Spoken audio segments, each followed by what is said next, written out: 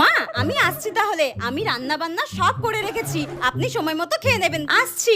এ কি বৌমা, তুমি এত সেজে গুজে কোন রাজকার্যে যাচ্ছ শুনি? কেন মা, আপনাকে যে আমি পরশুদিনই বললাম আজকে আমার বান্ধবীর বিয়ে, আমি সেখানেই যাব।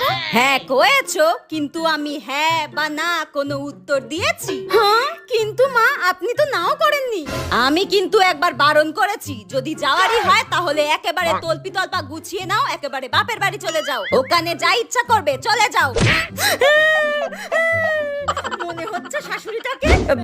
মা শুনুন না, আমাকে প্লিজ যেতে দিন না মা, আমি পার্লার থেকে 5,000 টাকা দিয়ে মেকআপ করে এসেছি। কি? কত টাকা দিয়ে মেকআপ করেছো তুমি বিয়ে বাড়ি যাবে বলে?